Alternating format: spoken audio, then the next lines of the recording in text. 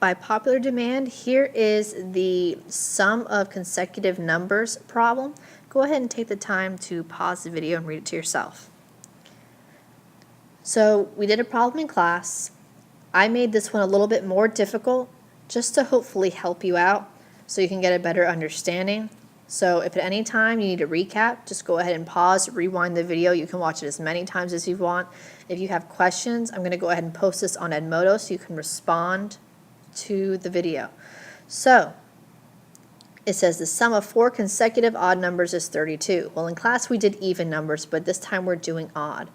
Odd numbers cannot be represented by 2n like we did earlier today. And the reason why is because 2n is always going to give us an even number. So we're going to say the first number is n, because n could be represented by an odd number. Now here's the catch. We have n is a first number. We have to figure out what the second number is, and I'm going to go ahead and do that in green. Now, if my first number is n, and I want to get to the next odd number, so if this number were 1, in order to get to the next odd number, I would have to add what? I would have to add 2. So I'm going to go ahead and write n plus 2. And the reason why I'm doing this is because this represents the first number. This represents the next odd number. So I have to take the previous number, I don't know what it is, and add 2 because that's going to end up being odd. So in the next color, I'll go ahead and do orange. In the next color, I'm going to have the same thing, but the next one, the third one. I'm going to take n, and I have to add a number that gives me the next odd. I would have to add 2 to this. If I added 2 to this, this would become a 4, so I'm going to make this n plus 4.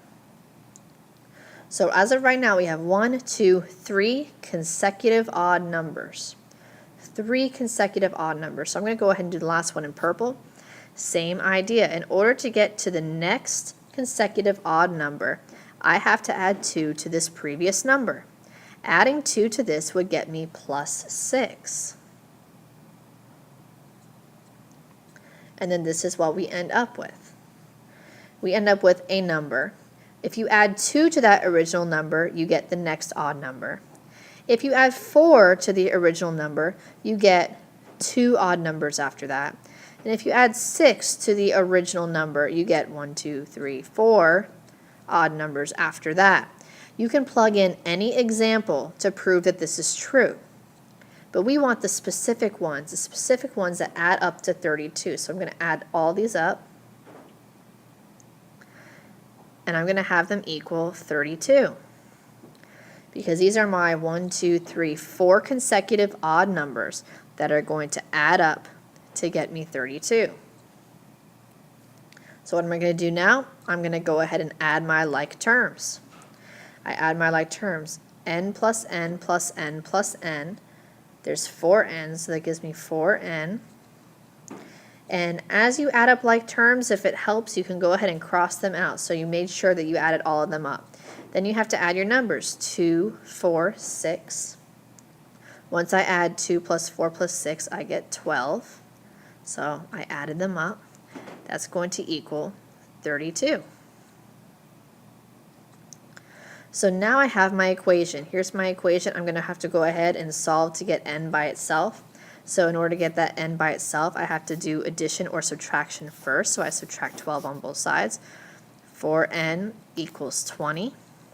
In order to get that n by itself, you have to divide both sides by 4 because technically you're multiplying by n. If you want to get rid of that 4, you have to do the opposite. So the opposite of multiplication is division. Then you end up with n equals 5. So let's go back to this original right here where we crossed out some of our variables and our terms up here. So n is 5. So that means n is going to be 5. That is the first of the 4 consecutive odd numbers. So if 5 is the first, the next one has to be 7 because we're adding 2 to that original. If the next one is 7, then the next one would have to be 9 because we're going in order, consecutive odd numbers, 5, 7, 9. The next one you add another 2, and you're going to get 11. So what is it asking for? It's asking for the greatest of those four numbers.